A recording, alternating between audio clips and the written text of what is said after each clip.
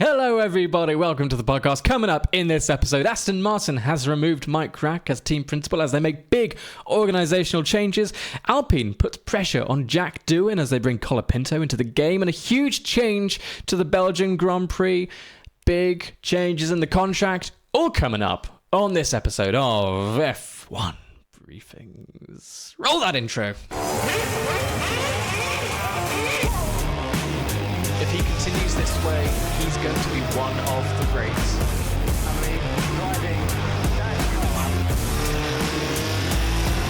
Today he saw something amazing. This is Formula One. This is the sport we love. Hello everyone, how's it going? Welcome to the show. Let's first talk about Aston Martin. They had a great start, but the start was a long time ago. All right? Fernando was getting podiums. We were thinking, this is brilliant. You know, Fernando's getting to the end of his career. Let's go out with a bang. And then Aston Martin decided to kind of change their development. Not change their development, but they went the wrong direction. Yeah. And since then, since what? Like end of... God, I'm losing my years. It's End probably... of 2023. They really kind of started to fall once again. And yeah, no podium since. It's been a huge disappointment, really, for the team. Not just for fans of the team, but for the team itself. But Lawrence Stroll, he's kind of like the Thanos in this project, isn't he? Like, he is collecting the Infinity Stones. Yeah. He's got Adrian Newey. He's got... Andy Cowell. He's got the wind tunnel. He's got a load of... Let's put that up. He's got a load of money. He's just throwing the money every which way. Honda coming on. Honda, you know, one of arguably like the best powertrain right now on the field. They've just made a huge change though, haven't they? Yes. So Mike Krack, he's not gone. No. He's not gone, but he is no longer the team principal. He's no longer cracking the whip. Oh dear. Came up with that on the spot. Get it all Can you out tell? now. Have you got any more?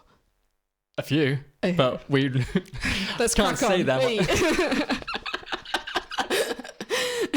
Anyway, so Andy Cowell joined as Aston Martin Group CEO in October. He certainly did. He is now becoming, on top of that, the team principal. So he is taking Mike Krack's position, and Krack is going to be the chief trackside officer. And it's all happening just before Adrian Newey joins, which I think is quite interesting. And it's to the point as well where they've now got 2025 to all gel together before 2026. When the regulations change quite significantly. Yeah, like I said, like Lawrence Stroll is putting together the Infinity Stones, and 2026 could be endgame for Aston Martin. So look, let's kind of talk about, I suppose, like what effect does this have? If people are just moving, then what effect does this have on the organisation? Well, let's look at Haas. Actually, Haas is a perfect example of how this works really well. Gunther Steiner, a shame, we missed the fella, but he left. Ayo Komatsu came in, and he came from a mechanical background, didn't he? He knew exactly how that side of the business, because this is a business, he knew exactly how that side of things worked. And we've seen since then, yes, there are kind of other variables as well. They've obviously done something right, Haas, but since then, Haas have come from basically the bottom of the grid to like kind of the mid. Sometimes they've been shooting close to not the top, but like closer to the top, which is really exciting. But what's the main difference that they've made? And I think the main difference is the communication barriers between car and driver and the mechanics is now shorter, right? So that means that there's less. It's like a game of Chinese whispers, isn't it? So like if you've got a long table and you've got people playing Chinese whispers, the message gets confused and it gets changed. But now there's only one person in between them, let's say. So now the message is so much clearer and it's more accurate. And I think this is going to be reflective of what's happening with Aston Martin. So what they've done is they've reduced that vertical communication length. They've reduced the barriers. So now messages from the very bottom to the very top are going to be a bit better. So I think this could be really great for Aston Martin because obviously something has gone wrong. The driver's feedback isn't necessarily resulting in the right development, whether that's communication or just something's gone wrong, we don't know. But this is exciting, especially as, Andy Cowell, he's been, he joined in October time. Yeah. He came from Mercedes. Like, he has a huge... Here's Mike Krack in the middle of the screen. Oh, no, that's Alonso. He has a huge level of experience with hybrid. And he comes from Mercedes, where, like, between... it was, like, early 2010s. He left Mercedes in 2020. He has all that experience of the hybrid era.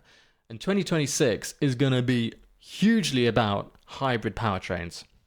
So he's going to bring some good stuff. He's been watching, and he's like, you know what, I'm going to make a few changes.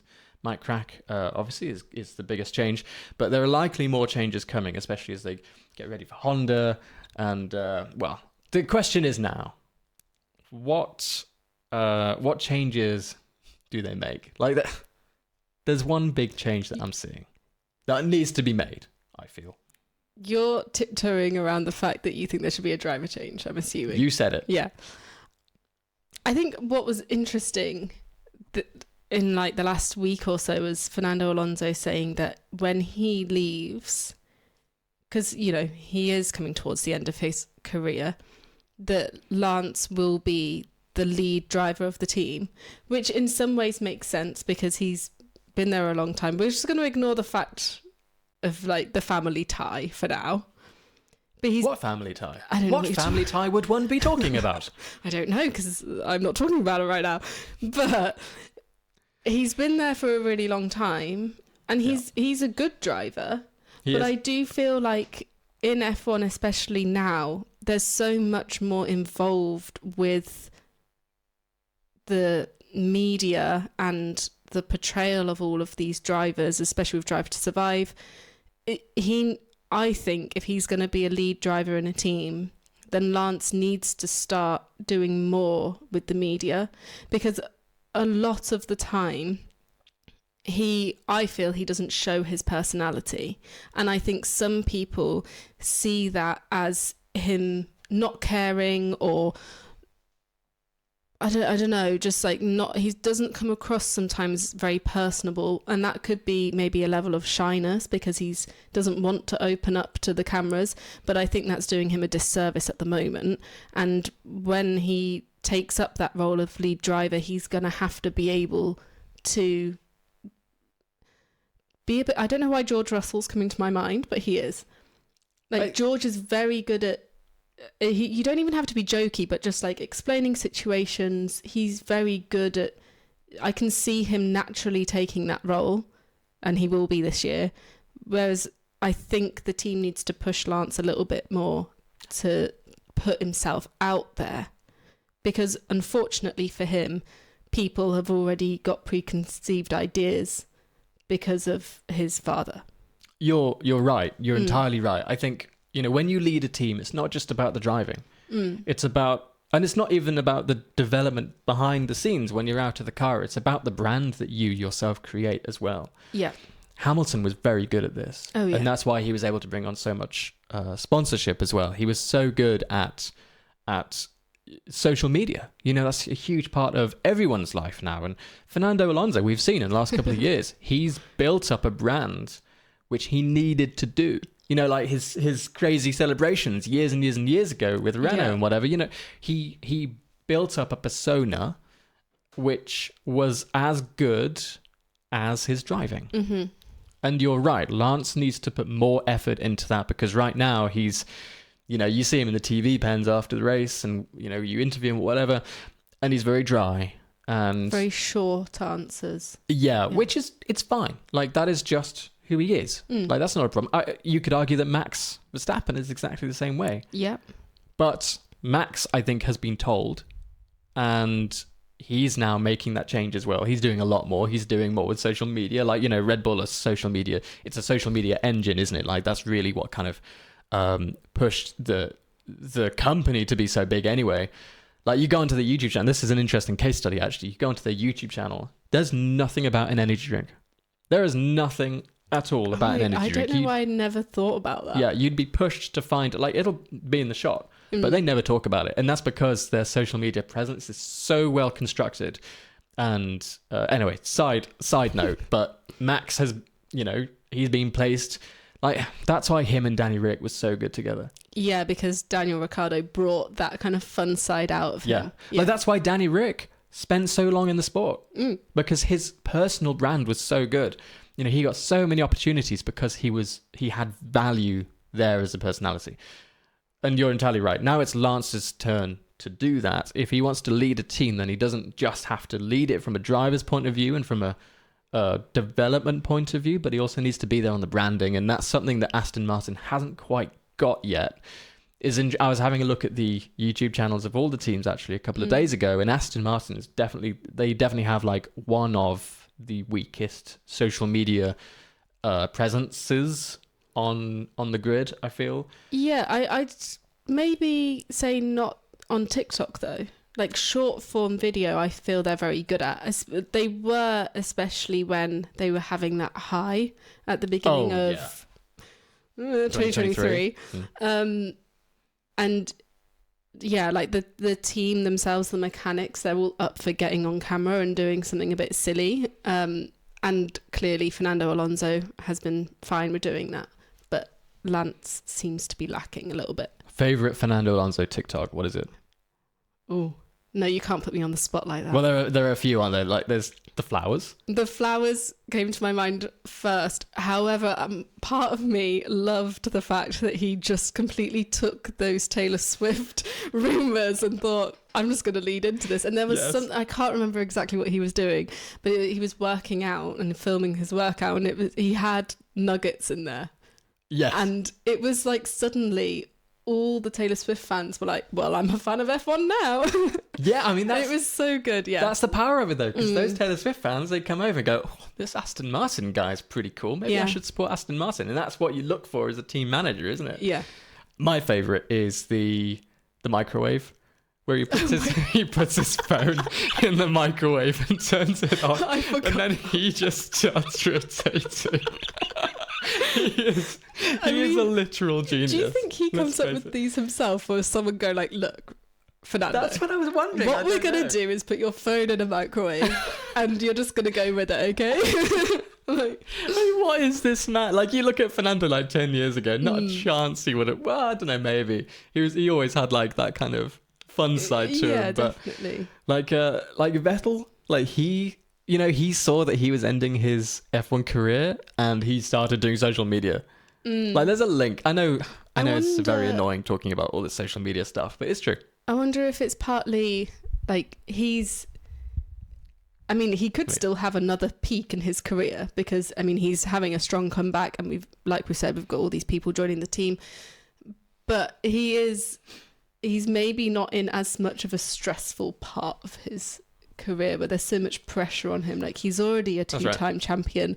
Just have fun with it. And I think when like you were saying about Vettel, when it's going to be ending soon, you may as well just have fun with it. Yeah, like he's not fighting for the top anymore. I suppose he is just like, his competition is about building the team, isn't it? It's like Carlos Sainz going to Williams. He's thinking, okay, I'm not going for the win, but what I am doing, and Alex Albon, what I am doing is like fighting the battle every weekend to get the most from the team and developing the team. So one day it can be at the top. You never know. Could be 2025. I think it's more likely 2026, but you never know. Is that what, Williams? No, I was talking about Aston. I agree with Williams too. Yeah. I feel the same. Anyway, let's kind of bring this to an end. It's also worth noting that Enrico Cardile will be CTO, and that's after being at Ferrari in 2021. He's going to be starting 2025 this year. Mm-hmm. Exciting stuff for Aston Martin. It's going to be it's a great time for them. But you know who it isn't a great time for? Oh. Jack Doohan. He's under a lot of pressure at the moment, isn't he? I feel like Flavio Briatore doesn't like him. There's something. But he was, as far as I understand, involved with the decision of signing him. I almost called him Mick then. Oh, no. Yeah. Sorry, I thought you were saying Jack Doohan was in the decision for signing Colapinto. Oh, no, sorry. I was like, why would he do that to himself? that really would be stupid. No, I think Flavio Briatore was involved in the decision of signing Jack Doohan for this year. Yes. And then he had significant, regret. post-clarity. That's what I'm going to say. Post-clarity. Well, yeah, I think let's talk about what's happened first of all. Let's get some images on the screen. We like a bit of Jack Doohan. He's a good-looking guy, and he's a great driver, and he's got the family history. He is going to be driving for Alpine. He actually drove in Esteban's place for Abu Dhabi. Mm-hmm. We'll get onto that in a second.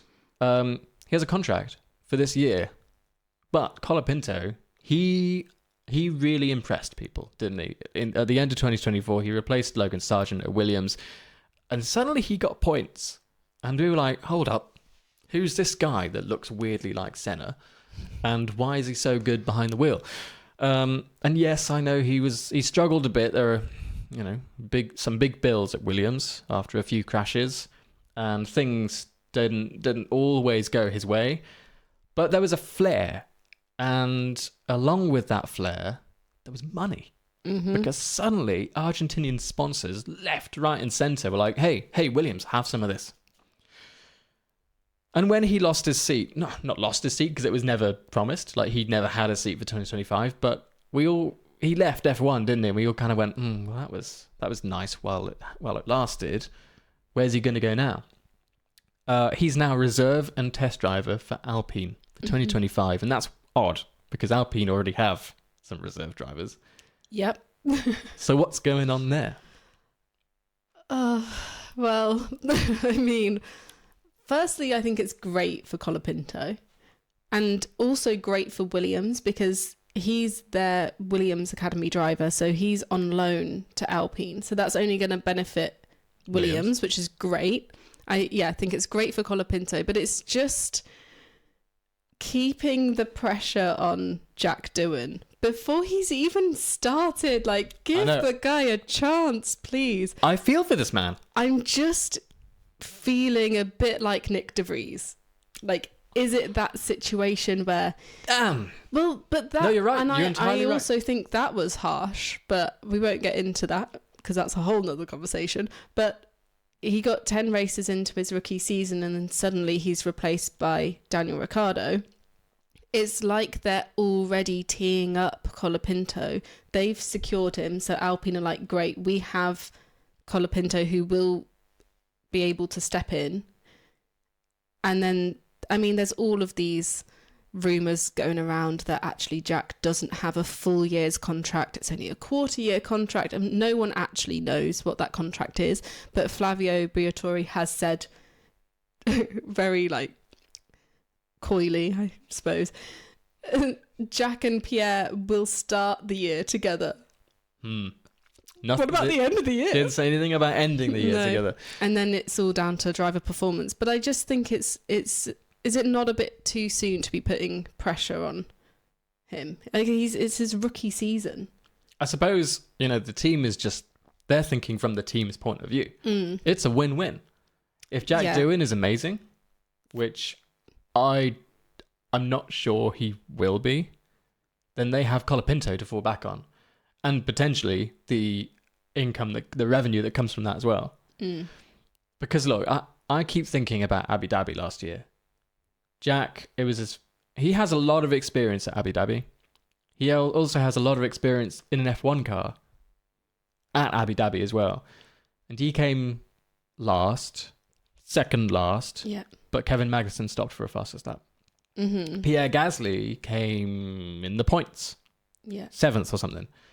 So I know it's one weekend, and it's so you can't. I'm doing the wrong thing. You can't actually judge someone from a single weekend.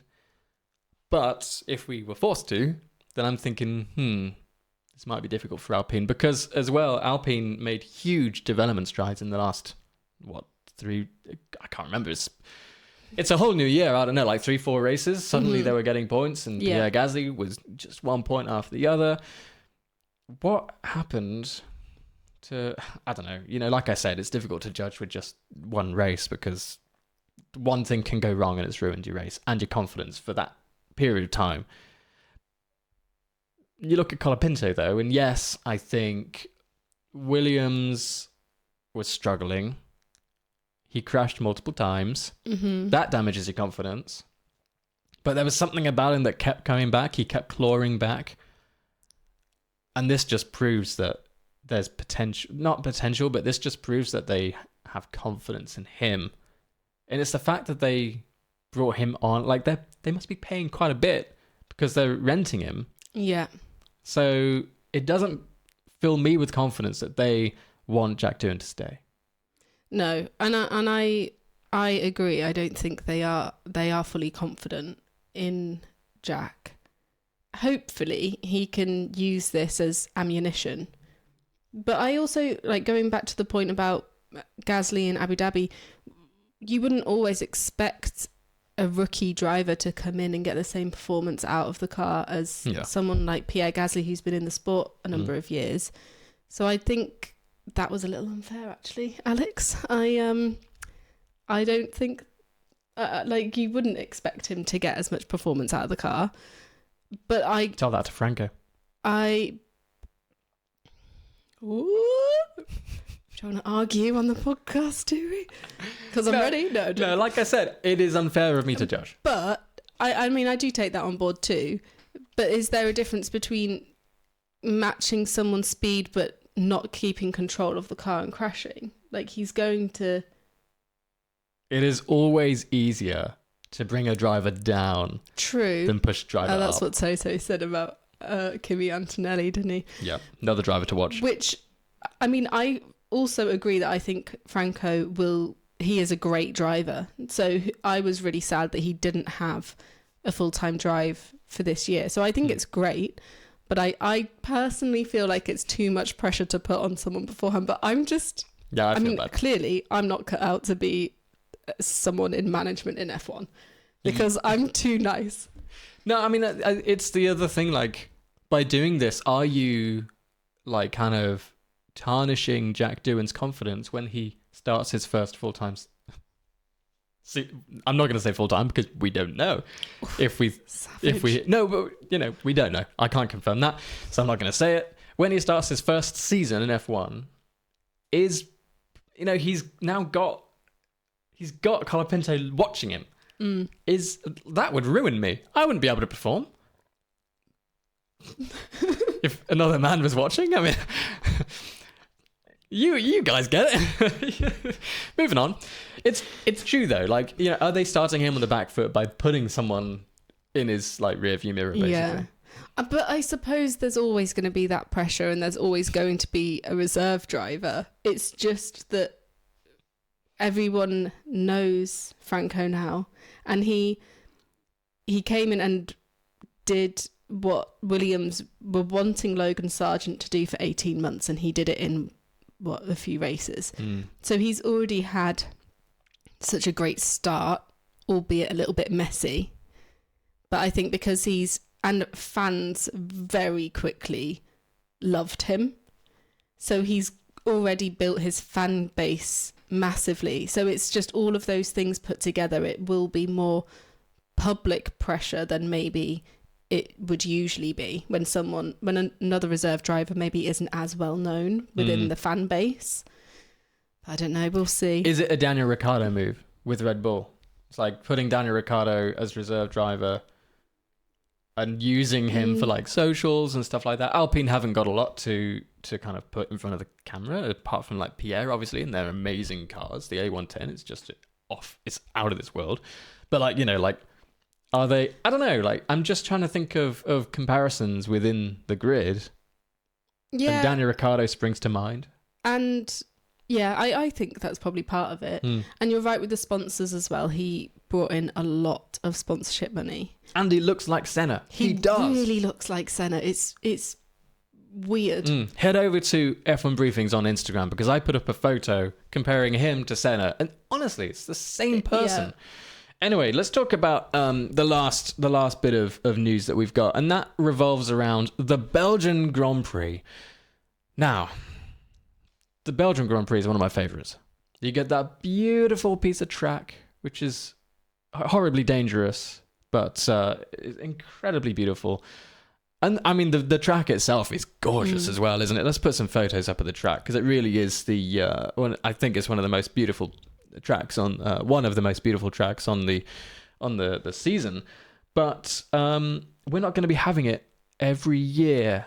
So it has been given a contract, but for the first time in F1 history, it is going to be on a rotational contract. Okay, so the contract has been extended until 2031, but it will only host races in 2026, 27, 29, and then of course 31. It will not be held in 2028 and 2030. I think F1 is going to be weird when that track doesn't make an appearance in the season. Do you think? Yeah, like I look forward to it. I agree. So do I, and I think it's a favourite amongst many, many, many people. But I also think that the season is so long now. It's quite nice to mix things up a little bit. Like you get in the routine of it, and there were some changes last year, and they constantly change it for kind of geographical reasons with the net zero by 2030. That's right. When that first came out, that felt like that seemed like so far away, but it's actually not that far away now. But I think, yeah, you kind of get into the routine of it. Like, you know, when you have this race, you're going to have that race next, or I think it will be exciting, and it will kind of give other countries the opportunity to host again, or maybe not again, maybe they won't return, maybe they'll be new. Madrid.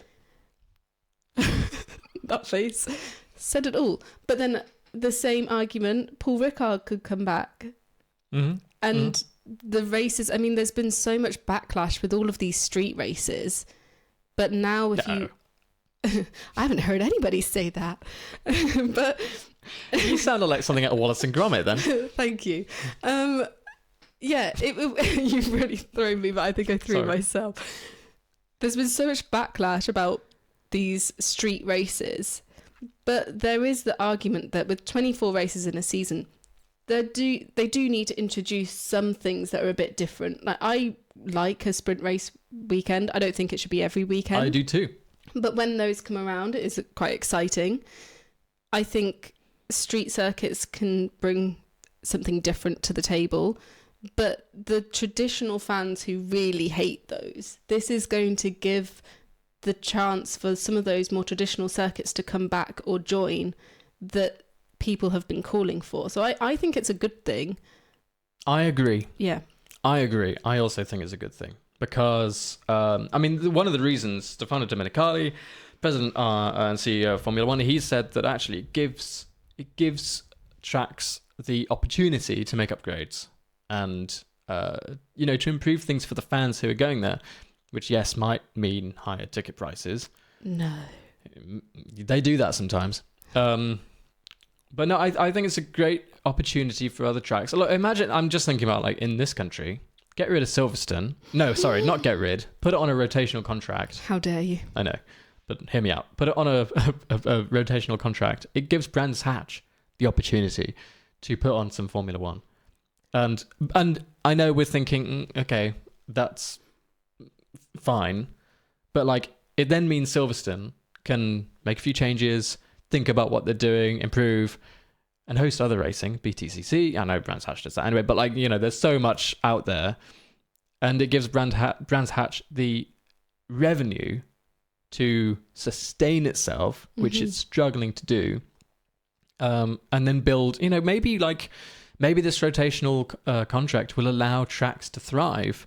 I know they're going to be losing a year or so here and there of revenue, but I don't know if they become more popular. People love the F1. Maybe they go for other racing. I don't know. It's and the other question is what effect will this have on ticket prices? Yeah, that is my other question. We were talking about this earlier. If you have to wait 2 years to go back to Spa, let's say, would you pay more? Probably. I think it will just creep up. I think because the demand will be there, because people don't want to wait 2 years before they go again, then that will naturally increase the price. Yeah, I agree. Yeah. And the tracks will know it. Ooh, and they're going to want to make up for lost revenue the year before, or whatever, when they're not hosting the F1. Although at the same time they do have to pay for the F1, so maybe, I don't know. It's such a difficult thing. I do think it's good. I think this will give. We can't keep adding races to the season. Like that's the limit now, isn't it? Really, like 24 races. Oh, it's a slog. Yeah, it's hard when you're just media. Yeah. And it's work. It must be so tough for the teams, for the mechanics, the drivers. Surely there can't be more than 24. Yeah, I don't think so. But this will give, if we keep it 24, I mean, by the end of the season, we were done. Mm-hmm. But then a month later, we missed it. Like I miss it now. Really missing Formula One at this point. I don't know. Also, actually, just thinking about it, looking at these images, are they starting with Spa because they're going to change Eau Rouge? Because it's dangerous. It's a dangerous part of the track. Eau Rouge is actually the bit before it. Eau Rouge is the hill down, isn't it? Yeah. And then it goes into the other part of the track, which I can't remember the name of. But it's that section is very, very dangerous. But I don't think you can have the Belgian Grand Prix without Eau Rouge. Like, that is... I totally agree. I love it. Don't change it, please. But are they thinking, okay, two birds, one stone? Why fish? I swear you did that last week. I bring up fish a lot. Love a salmon. Two birds, one stone.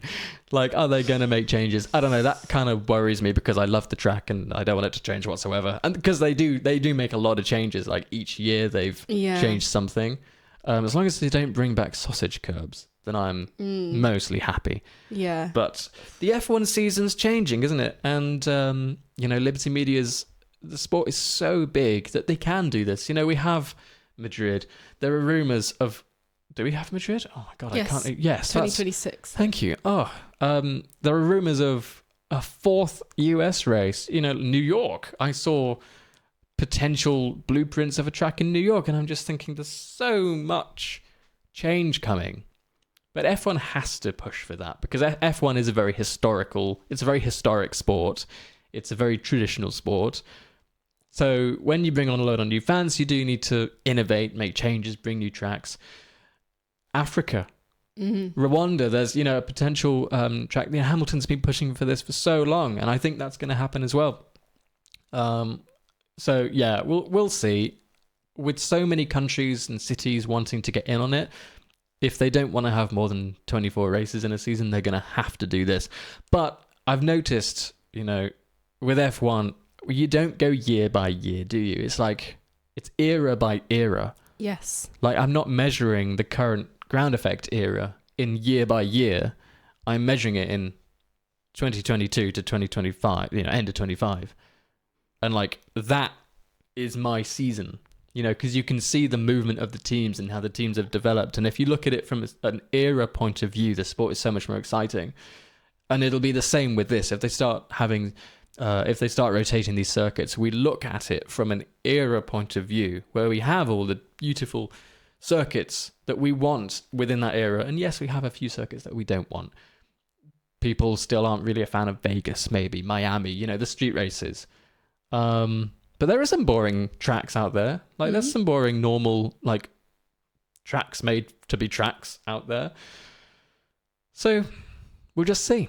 We'll wait and see what happens. This is a huge change. There are more changes coming. There will definitely be more changes coming. I think this is going to happen with multiple races. But we'll just cross our fingers. If viewership falls, then they'll change it. All right. Thank you so much for listening to us yabber on. I know we yabber on quite a bit, but look at all the notes we've got. I haven't even got to the bottom of the notes yet. Anything else you want to add? No, I don't think so. I'm just going to wish Jack Doohan good luck. Yes.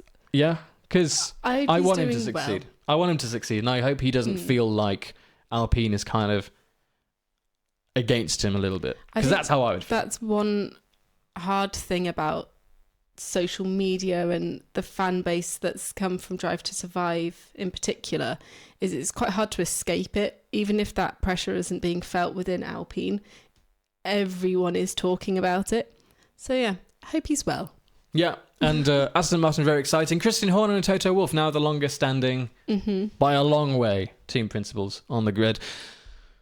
They must be getting tired. I'm getting tired. And on that note, thank you so much for watching. Please like and subscribe. Leave a comment. What are we going to ask the people? Where do you think Aston Martin's going to come in 2026? Where in the constructors' standings will they come in 2026? Let us know down in the comments. We'll probably reply to you. I'll do my best. Thank you so much for watching. I've been Alex Harrington. I've been Lydia Mee. See you soon. Goodbye.